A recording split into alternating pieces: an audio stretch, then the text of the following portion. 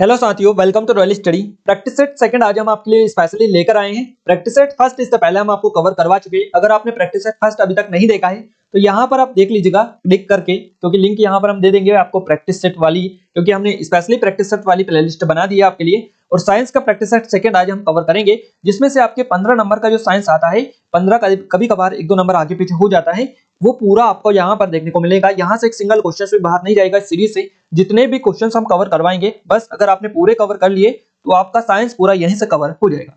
Clear है? काफी कम time आपके लिए बचा है, इन सभी क्वेश्चंस को आपको अच्छे से कवर कर लेना है। फाइनली स्टार्ट करते हैं। पीडीएफ आपको टेलीग्राम पर मिल जाएगी और एप्लीकेशन पर भी मिल जाएगी। दोनों के लिंक डिस्क्रिप्शन में डाल दिए, दोनों पर चेकआउट कर लीजिएगा। आबकारी आरक्षक की हमारी स्पेशल टेस्ट सीरीज है, अगर आपने अभी तक ज्वाइन नहीं किया कर लीजिएगा, काफी अच्छे स्पेशल ऑफर चल रहा है। और गाइस अभी तक 300 से अधिक टेस्ट डाले जा चुके हैं, इन सभी की लिंक डिस्क्रिप्शन में मिल जाएगी। कोई डाउट कुछ क्वेरीज है तो आप हमें नंबर पर कांटेक्ट कर सकते हैं। क्लियर है? और इसके अलावा हमने आबकारी आरक्षक की स्पेशल तैयारी के लिए पूरा भारत का करंट अफेयर इस चैनल पर कवर करवा रहे हैं। अगर आपने इस चैनल को अभी तक सब्सक्राइब नहीं किया है तो डिस्क्रिप्शन में लिंक डाल दिए, आप इसको सब्सक्राइब जरूर से कर ले। 2 वीडियोस ऑलरेडी डाल चुके हैं, नेक्स्ट वीडियो भी जल्द आने वाला है, उस पर हम काम कर रहे हैं अभी, बस आपको जल्द से देखने को मिल जाएगा। उन वीडियोस को भी आप जल्दी से देख लीजिएगा, क्योंकि काफी स्पेशल वीडियोस आपके लिए हम ला रहे हैं। पूरा भारत का करंट अफेयर आपको बिल्कुल कम टाइम में हम कवर करवा रहे हैं, तो डिस्क्रिप्शन में लिंक है, जाकर ज्वाइन कर सकते हैं। क्लियर है? फाइनली स्टार्ट करते हैं बिना टाइम वेस्ट किए। गाइस हमारा जो पहला क्वेश्चन यहाँ पर निकल कर आ रहा है, पहला क्वेश्चन यानी कि हमने पार्ट 1 जो है हमारा, उसमें 1 से 50 तक के क्वेश्चंस कवर करवा दिए थे। आज यहाँ से हमारा 51वें नंबर का क्वेश्चन रहेगा।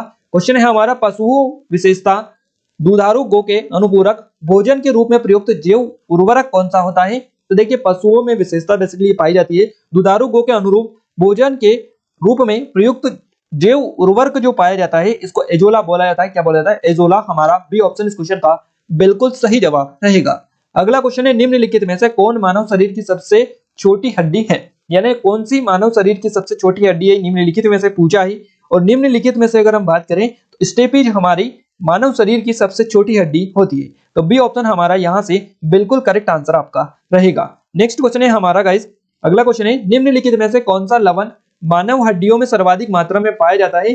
देखिए, मानव हड्डियों में सर्वाधिक मात्रा में पाया जाने वाला लवण आपको बताना है, और इस लवण का जो नाम है ये कैल्शियम फॉस्फेट होता है, और कैल्शियम फॉस्फेट इसको बोला जाता है। तो यहाँ से हमारा सी ऑप्शन इस क्वेश्चन का बिल्कुल सही जवाब रहेगा। अगला क्वेश्चन है, दांतों पर जमी परतें बनी रहती है, दांतों पर परती जो जमती है ये बनी रहती है किसके कारण? किसके कारण ये बनी रहती है, ये आपको बताना है। तो ये भोजन के कण, थूक और मुख अम्ल और बैक्टीरिया से आपको याद रखना है। हमारा डी ऑप्शन इस क्वेश्चन का सही जवाब रहेगा।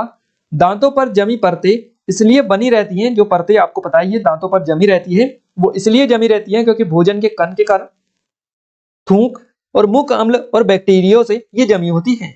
याद रखिएगा, ये सभी हमारा ऑप्शन नंबर डी में दे रखा है, और यहाँ पर ऑप्शन बी, ए और सी में कम कम यहाँ पर पॉइंट दे रखे हैं, बट डी वाले में पूरा पॉइंट है।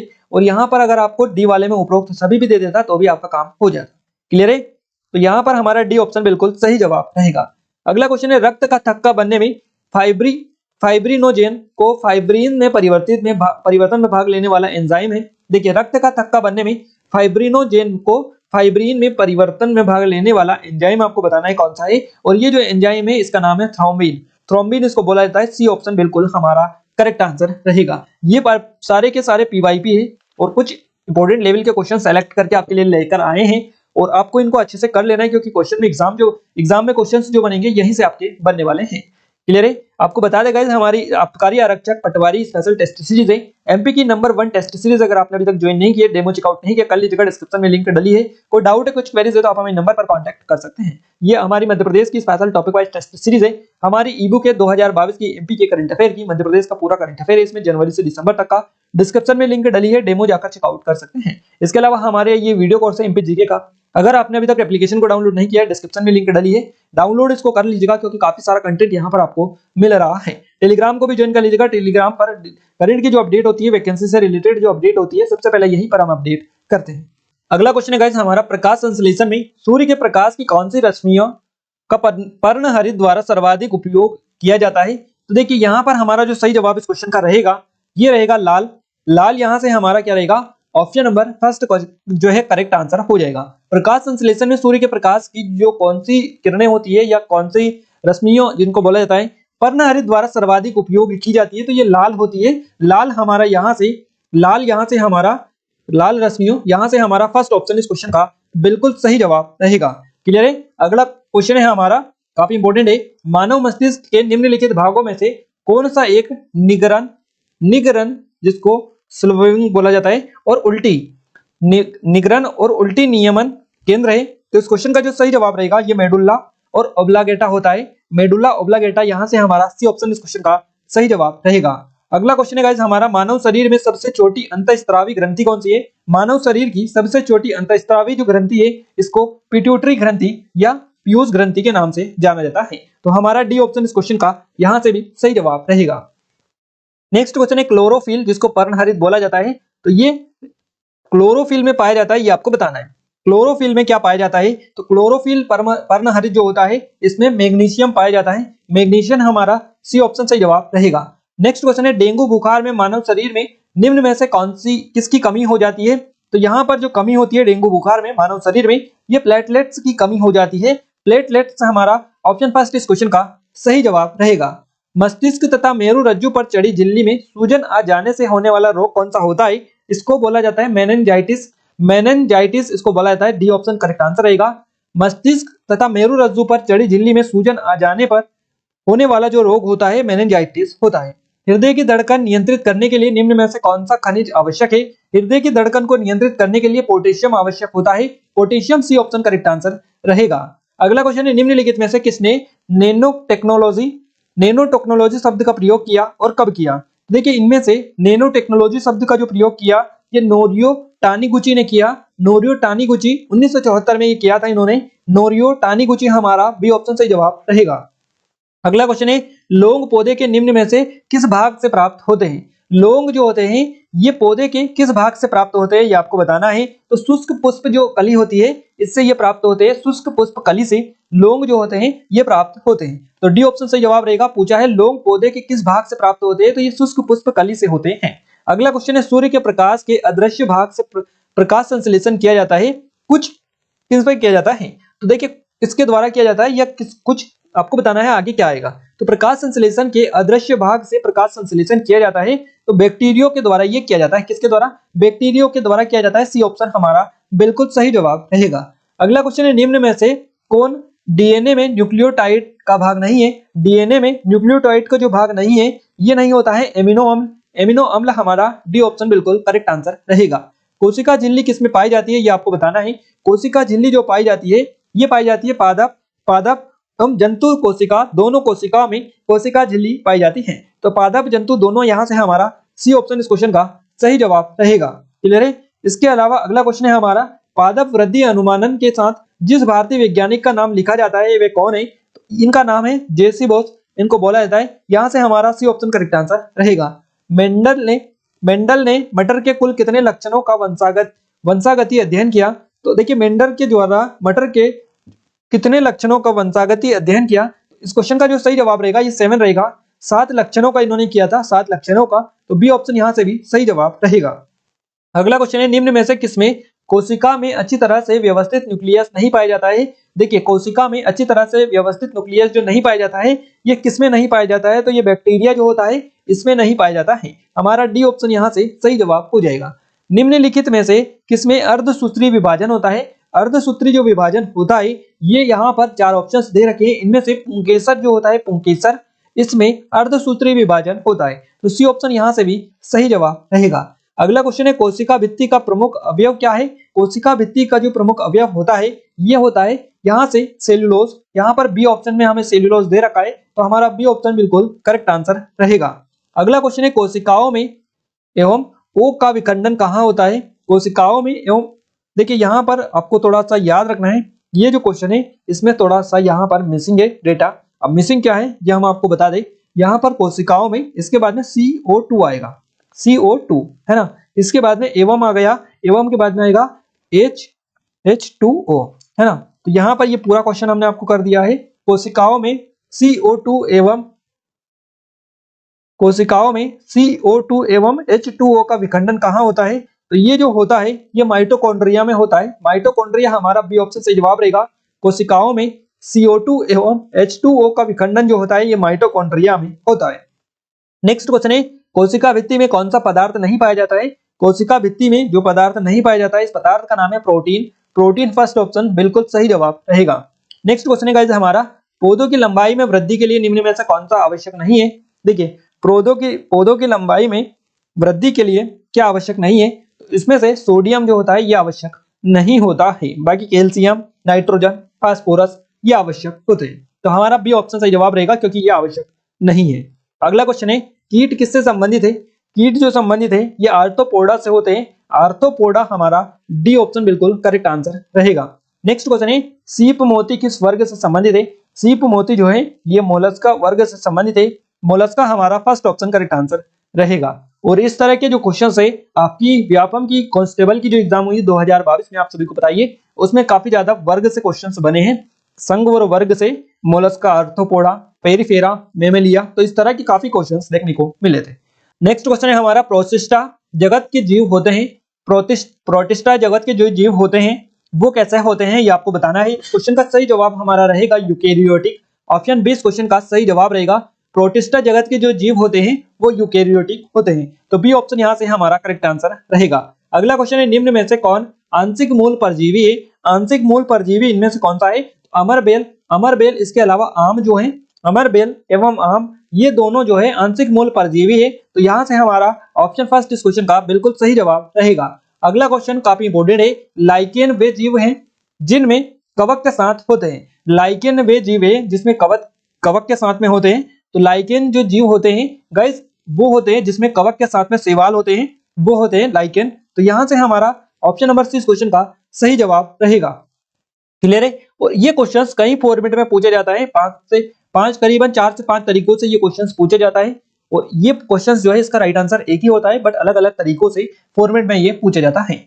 अगला क्वेश्चन है हमारा, वृद्धावस्था एवं काल प्रभाव के विषय में ज्ञान प्राप्त करने की विधि को क्या कहा जाता है। वृद्धावस्था एवं काल प्रभाव के विषय में ज्ञान प्राप्त करने की जो विधि होती है इसको जेरेंटोलॉजी के नाम से जाना जाता है, तो बी ऑप्शन जेरेंटोलॉजी हमारा सही जवाब रहेगा। अगला क्वेश्चन है, आर्कियोप्टेरिक्स किस वर्ग के प्राणियों के बीच की योजक कड़ी है।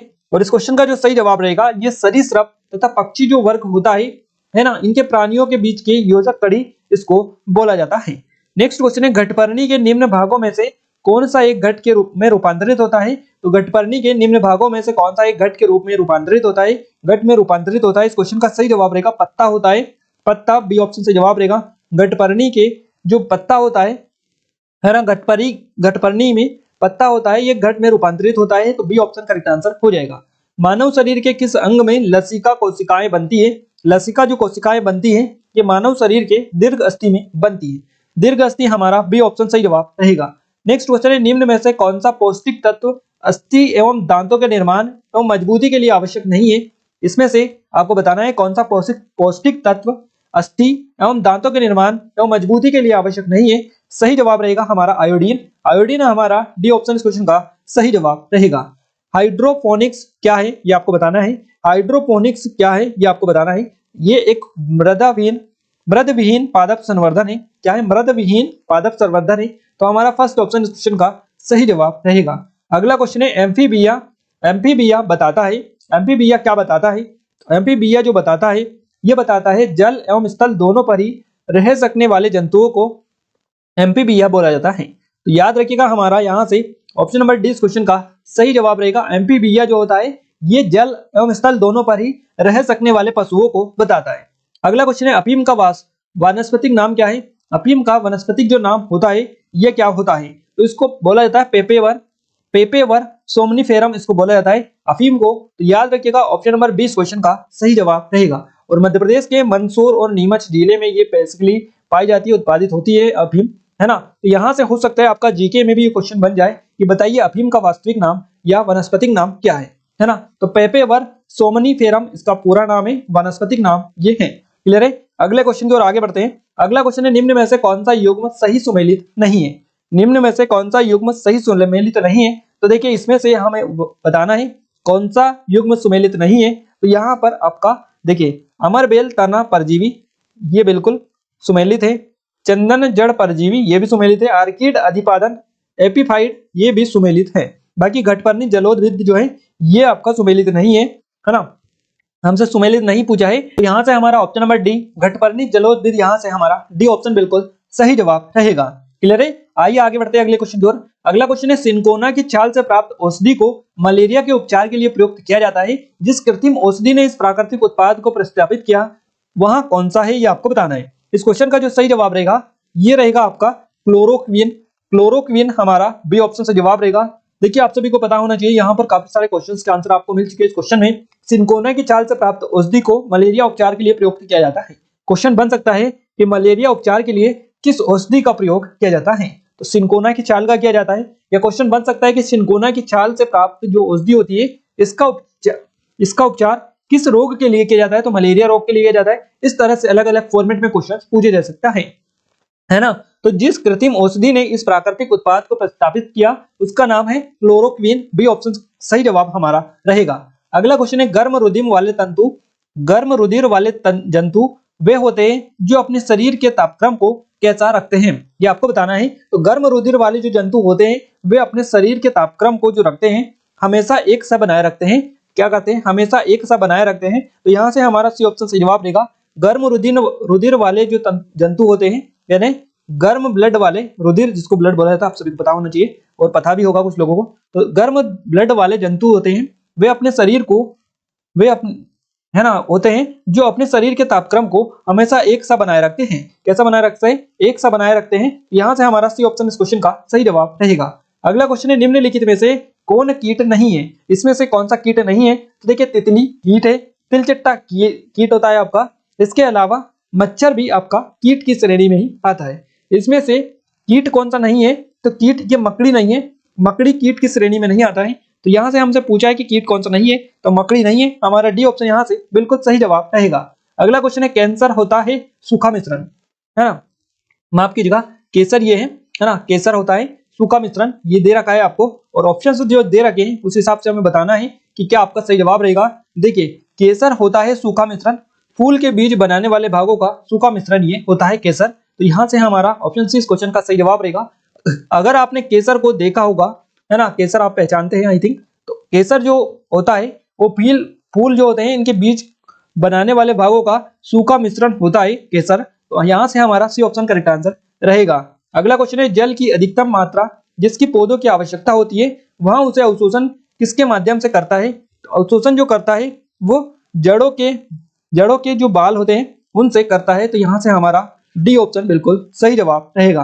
विटामिन ई का महत्वपूर्ण स्रोत निम्न में से कौन सा है? विटामिन ए सबसे ज्यादा जो पाया जाता है ये किस में पाया जाता है? ये इस तरह से भी पूछा जा सकता है। विटामिन ई दे रखा है, इसका महत्वपूर्ण स्रोत कौन सा है, इस तरह से भी पूछा जा सकता है। अब यहाँ पर हमें जो ऑप्शन दे रखे हैं उसमें से हमको बताना है। तो विटामिन ई का महत्वपूर्ण जो स्रोत है वो गेहूं अंकुर का तेल होता है, गेहूं अंकुर का तेल। यहाँ से सी ऑप्शन हमारा करेक्ट आंसर रहेगा। अगला क्वेश्चन है हमारा, ब्लू बेबी नामक प्रदूषण कारित बीमारी पीने वाले जल में निम्न में से किसकी अधिक विद्यमान होने के कारण होती है? तो ये जो बीमारी होती है ये नाइट्रेट की अधिक मात्रा या अधिक विद्यमान होने के कारण होती है जल में। तो याद रखिएगा सी ऑप्शन इस क्वेश्चन का सही जवाब रहेगा। नेक्स्ट क्वेश्चन है, उन देशों में जहां के लोगों का मुख्य खाद्यान्न पालिश किया हुआ चावल है वो लोग किस बीमारी से पीड़ित होते हैं? वो लोग पीड़ित है किससे? क्लियर है? तो वो जो लोग होते हैं वो बेरी जो रोग होता है इससे पीड़ित होते हैं। तो बी ऑप्शन हमारा बिल्कुल सही जवाब रहेगा। उन देशों में जहां के लोगों का मुख्य खाद्यान्न पालिश किया हुआ चावल होता है वहां के लोग बेरी रोग से पीड़ित होते हैं। नेक्स्ट क्वेश्चन है, कोबाल्ट 60 आमतौर पर विकिरण चिकित्सा में प्रयुक्त होता है क्योंकि यहाँ उत्सर्जित करता है। कोबाल्ट 16 जो उत्सर्जित करता है ये गामा किरणें उत्सर्जित करता है, और गामा किरणें उत्सर्जित करता है इसीलिए इसका उपयोग किया जाता है, विकिरण चिकित्सा में प्रयुक्त इसका किया जाता है। क्लियर है? अगला क्वेश्चन है, मधुमेह के उपचार हेतु प्रयुक्त हार्मोन इंसुलिन का आविष्कार किसने किया था? इसका आविष्कार किया था FG बैटिंग ने। FG बैटिंग, यहाँ से हमारा फर्स्ट ऑप्शन से जवाब रहेगा। देखिए मधुमेह के उपचार में प्रयुक्त होने वाला हार्मोन इंसुलिन का आविष्कार किया था FG बैटिंग ने। तो याद रखिएगा इंसुलिन का जो हार्मोन है इसका किसके उपचार में, किस बीमारी के उपचार में इसका यूज किया जाता है? तो मधुमेह के उपचार में इसका प्रयुक्त किया जाता है इंसुलिन का, और इसकी आविष्कार किया था FG बैटिंग ने। हमारा फर्स्ट ऑप्शन यहाँ से बिल्कुल सही जवाब रहेगा। नेक्स्ट क्वेश्चन है, गोल्डन चावल एक प्रचुर स्रोत है। गोल्डन जो चावल है ये विटामिन ए का प्रचुर स्रोत होता है ना। तो यहाँ से हमारा फर्स्ट ऑप्शन इस क्वेश्चन का सही जवाब रहेगा गोल्डन चावल विटामिन ए का प्रचुर स्रोत होता है। हमारा फर्स्ट ऑप्शन बिल्कुल सही जवाब रहेगा। यहाँ पर हम टॉप 100 क्वेश्चंस आपको आज तक करवा चुके हैं दोनों वीडियोस में मिलाकर, प्रैक्टिस सेट फर्स्ट और प्रैक्टिस सेट सेकंड। क्लियर है? तो दोनों में हम 50-50 क्वेश्चंस करवा चुके हैं, 100 क्वेश्चंस हमारे कवर हो गए हैं और यहाँ से आपका एक सिंगल क्वेश्चन भी बाहर नहीं जाएगा गाइस। अगर आपने सीरीज को पूरा कवर कर लिया तो पूरी साइंस यहाँ पर हम आपको करवा देंगे, पीवाईपी भी इसमें करवा देंगे, मोस्ट इंपोर्टेंट लेवल के भी करवा देंगे और आगे आने वाले एग्जाम में जो भी इंपोर्टेंट है कांस्टेबल वगैरह सारा निचोड़ यहाँ पर आपके सामने रख देंगे। आप बस इनको अच्छे से कर लीजिएगा क्योंकि यहाँ से एक सिंगल क्वेश्चन भी आपका बाहर नहीं जाएगा। जो भी आपके एग्जाम में क्वेश्चंस बनेंगे यहीं से बनेंगे। क्लियर है? तो गाइस ये वीडियो अगर आपको अच्छा लगा है तो अपने दोस्तों के साथ शेयर भी कर दें, वीडियो को लाइक करें और चैनल को सब्सक्राइब अभी तक नहीं किया सब्सक्राइब कर ले क्योंकि डेली ही आपको ऐसे वीडियोस यहाँ पर एक से बढ़ के एक देखने वाले हैं। क्लियर है? इसके अलावा गाइस आप इसके पीडीएफ आपको टेलीग्राम एप्लीकेशन दोनों जगह पर मिल जाएगी। आबकारी आरक्षक की स्पेशल टेस्ट सीरीज अगर आपने अभी तक ज्वाइन नहीं किए कर लीजिएगा क्योंकि काफी कम टाइम आपके लिए बचा है और जितनी आप प्रैक्टिस करेंगे उतना आपके लिए अब बेनिफिट या अच्छा होगा। क्लियर है? तो 25 टेस्ट डले हैं, इनकी आप अच्छे से प्रैक्टिस कर लीजिएगा, आपकी एग्जाम में काफी हेल्प आपको मिल जाएगी। कोई डाउट है कुछ क्वेरीज हो तो आप हमें नंबर पर कांटेक्ट कर सकते हैं। इसके अलावा हमारी कुछ और अन्य courses test series ebooks है, इनकी लिंक भी डिस्क्रिप्शन में डली है, आप जाकर चेकआउट कर सकते हैं। क्लियर है? तो एप्लीकेशन को डाउनलोड कर लीजिएगा, टेलीग्राम को भी ज्वाइन कर लीजिएगा, डिस्क्रिप्शन में लिंक डली है। ये इस वीडियो में आप हमें कमेंट में जरूर से बताइएगा वीडियो आपको कैसा लगा, अपने दोस्तों के साथ भी शेयर करें और ऐसे ही वीडियोस हम आपके लिए लगातार लेकर आते रहेंगे। बस आप अपना सपोर्ट और प्यार बनाए रखिएगा। तो दोस्तों मिलते हैं हमारे नेक्स्ट स्टडी वीडियो में, तब तक के लिए जय हिंद, वंदे मातरम।